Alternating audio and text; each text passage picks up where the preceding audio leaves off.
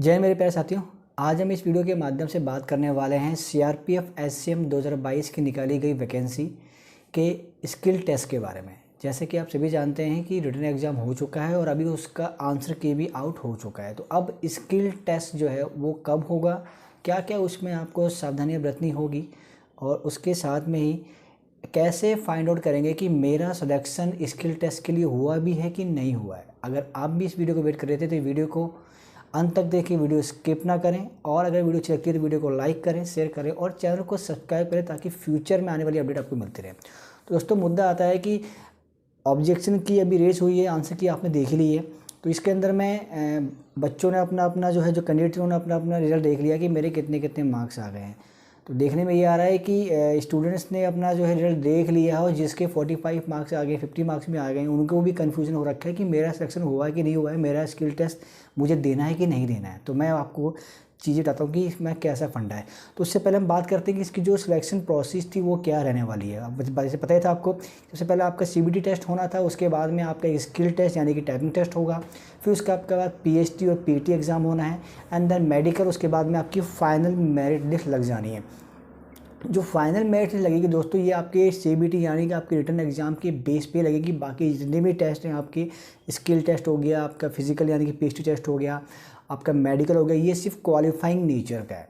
लेकिन जब skill test की बात करते हैं तो ये बहुत ही अहम भूमिका निभाता है किसी भी एससीएम के पद के एग्ज़ाम के लिए, क्योंकि आप आपको मतलब कि पता भी लगा होगा, आप लोगों ने मुझे सुना भी होगा, मेरा खुद का भी पर्सनल एक्सपीरियंस है कि इसका जो रिज़ल्ट होता है टाइपिंग का वो बहुत कॉम्पिटिटिव वाला एग्ज़ाम हो जाता है। बहुत बच्चे बैठते हैं टाइपिंग देने के लिए, लेकिन बहुत से बच्चे इसमें फ़ेल हो जाते हैं। वो कुछ कमियां होती हैं, उसकी वजह से वो फ़ेल होते हैं।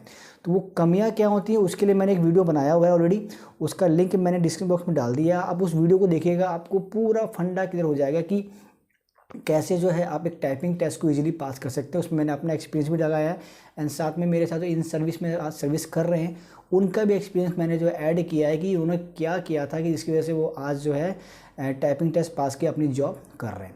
अब बात करते हैं कि इसका टाइपिंग टेस्ट का जो है एग्ज़ाम कब होगा। तो जैसे कि भले ही आपका नोटिफिकेशन बताया गया था कि 11 अप्रैल को इसका टाइपिंग का टेस्ट यानी स्किल टेस्ट होना तय हुआ था, लेकिन क्योंकि थोड़ा बहुत डिले हुआ तो हो सकता है कि ये 15 मार्च 16-17 मार्च तक जा सकता है।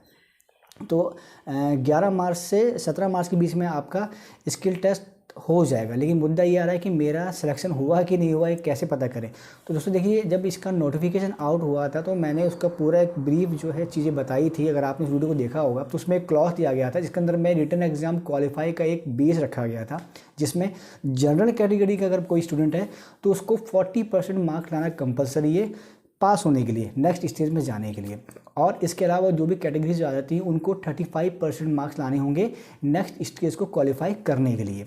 ये मेरिट के लिए डिसाइड नहीं किया गया था, ये ओनली आपको क्वालिफाई करना है। आप मानिए कि 100 मार्क का पेपर था, जनरल कैटेगरी का बच्चा अगर 40 मार्क्स लेके आ गया तो वो नेक्स्ट स्टेज के लिए क्वालिफाई हो जाएगा। इट मीन्स अगर कोई भी कैंडिडेट जनरल कैटेगरी से बिलोंग करता है, उसके अगर आंसर की को चेक करके 40 मार्क्स आ रहे हैं तो वो क्वालिफाई कर चुका है टाइपिंग टेस्ट के लिए। सेम अलग कैटेगरी यानी कि ओबीसी एसटी एसटी की कैटेगरीज में आते हैं, अगर उसके 35% यानी कि 35 मार्क्स आ रहे हैं तो वो नेक्स्ट स्किल यानी कि स्किल टेस्ट के लिए क्वालिफाई कर दिया है।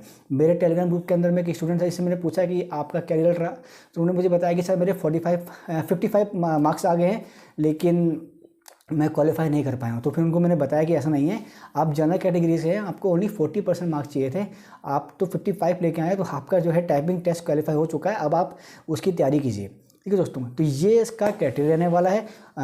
आप नोटिफिकेशन को रीड कर सकते हो, उसमें उन्होंने साफ अक्षरों में लिखा होगा कि 40% है, 35% क्वालिफाई नेचर है। अब बात आती है कि जब आपका टाइपिंग टेस्ट होगा तो आपको क्या ध्यान में रखना है।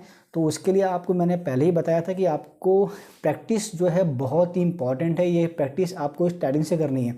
अगर कोई ये स्टूडेंट सोच रहा था कि मैं रिटन एग्ज़ाम पास करूँगा, रिजल्ट आ जाएगा, उसके बाद टाइपिंग करूँगा, तो आप टाइपिंग कभी भी क्लियर नहीं कर पाएंगे। मैं आपको आज बता रहा हूँ, ये वर्ड मेरे आप नोट कर लीजिएगा। जिस बच्चे ने, जिस कैंडिडेट ने स्टार्टिंग से ही टाइपिंग की प्रैक्टिस करी या पहले से ही प्रैक्टिस कर रहा है, वही स्टूडेंट्स जो है टाइपिंग क्वालिफाई कर पाए, क्योंकि टाइपिंग एक स्किल टेस्ट होता है। स्किल के लिए आपको प्रैक्टिस करनी होती है। ऐसा नहीं होता है कि आप 10 दिन के अंदर में सोचें कि मैं टाइपिंग क्वालिफाई कर दूंगा, ऐसा बिल्कुल भी नहीं है। जो बच्चा 40% मार्क लेकर के आया है या सिर्फ बॉर्डर लाइन पे आकर के पास होकर के क्वालिफाई हुआ है, वो बिल्कुल भी होप को लूज़ ना करें अपने कि यार मेरा तो नंबर कम आए हैं तो अब मैं टाइपिंग भी दूंगा तो मेरा सेक्शन नहीं होगा। ऐसा बिल्कुल भी नहीं है, क्योंकि जब टाइपिंग देने जाएंगे तो आप मान लीजिए एक दिन में 100 बच्चे आए हैं तो हार्डली 5 या 6 या 10 बच्चे ही जो उस दिन पास होते हैं। अगर उस लॉट के अंदर में ऐसे बच्चे हैं जो कि प्रैक्टिस कर रहे थे तो अच्छा रिजल्ट भी आएगा, नो डाउट, लेकिन एवरेज जो देखा जाता है इतना ही निकल पाता है। तो किसी बच्चे के, मान लीजिए अगर मैंने एग्जाम दिया था, मेरे 90% आ गए या मेरे 80% आ गए, तो मैं बिल्कुल भी कॉन्फिडेंस हो सकता हूँ कि मेरा तो पक्का क्लियर हो गया। ऐसा नहीं है, मुझे टाइपिंग को क्लियर करना ही होगा, वो मस्ट है। तो वहीं मैं तो क्लियर कर नहीं पाऊँगा कि मैंने प्रैक्टिस नहीं करी थी, मैं बैठा हुआ था कि रिटन एग्जाम पास होगा तब मैं टाइपिंग करूँगा, तो वो पॉसिबल नहीं होगा। मैं जानता हूँ कि वो नहीं हुआ क्वालिफाई। लेकिन एक ऐसा बच्चा जिसने स्टार्टिंग से प्रैक्टिस की हुई है, टाइपिंग फोकस कर रहा है और उसके 40% मार्क आए हैं, तो वो टाइपिंग भी क्लियर कर देगा और मेडिकल इंटरव्यू जो है वो आपने उस पर डिपेंड करता है और लास्ट में उसका मेरिट में नाम भी आ जाएगा। तो 80-90% वाले बच्चे भी जो है बिल्कुल भी ओवर कॉन्फिडेंट ना रहें कि मैं टाइपिंग इजीली क्लियर कर लूँगा। मैं बिल्कुल भी डीमोटिवेट नहीं कर रहा हूँ उनको, लेकिन मैं एक जो फैक्ट है, जो प्रैक्टिकल चीज़ें बता रहा हूँ। कभी भी इन फ्यूचर में भी कभी भी अगर आप जो है SCM के एग्ज़ाम की तैयारी करते हैं जिसमें टाइपिंग या स्किल टेस्ट चाहिए होता है, तो आपको फर्स्ट ऑफ द डे से ही जो है इसकी प्रैक्टिस करनी चाहिए, तभी आप इस चीज़ को क्वालिफाई कर पाएंगे। तो दोस्तों 11 अप्रैल से 17 अप्रैल के बीच में आपका स्किल टेस्ट होने वाला है। आप जो बच्चा पहले से प्रिपेयर कर रहा था वो तो बिल्कुल लगी जाइए, और अगर कोई ऐसा स्टूडेंट था कि सोच रहा था कि मैं रिटन के बाद में प्रैक्टिस करूँगा, तो आप प्रैक्टिस कीजिए। अगर आप में काबिलियत हो तो आप 15 दिन के अंदर में भी टाइपिंग क्लियर करके जो है कर सकते हैं, लेकिन ये इतना आसान नहीं जितना आसान लगता है। और क्या क्या आपको इसके अंदर में ध्यान में रखना चीज़ें हैं, कैसे कैसे आप जो है टाइपिंग को क्लियर कर सकते हैं, उसका लिंक मैंने डिस्क्रिप्शन बॉक्स में डाल दिया। मैंने कंप्लीट एक वीडियो बनाया हुआ है, 5 या 6 मिनट का वीडियो। आप उसको देखेंगे अगर, तो आपको हर एक चीज़, हर एक पहलू के बारे में पता लगेगा कि कैसे मुझे एग्जामिनेशन हॉल में जाकर के अपने एग्ज़ाम को देना है और क्या क्या चीज़ों का मुझे ध्यान रखना है। साथ में जब मैं प्रैक्टिस करूँगा तब भी मुझे क्या क्या ध्यान में रखना है। दोस्तों आशा करता हूँ वीडियो देख करके आपको फंडा क्लियर हो गया होगा कि मेरा सिलेक्शन हुआ है कि नहीं हुआ है और कब इसका एग्ज़ाम होने वाला है। दोस्तों फिलहाल के लिए इतना ही, मिलेंगे नेक्स्ट वीडियो में। अगर वीडियो अच्छी लगी है तो वीडियो को लाइक करें, शेयर करें और चैनल को सब्सक्राइब करें ताकि आने वाली फ्यूचर अपडेट भी आपको मिलते रहें। दोस्तों फिलहाल के लिए इतना ही, मिलेंगे नेक्स्ट वीडियो में। जब तक के लिए नमस्कार।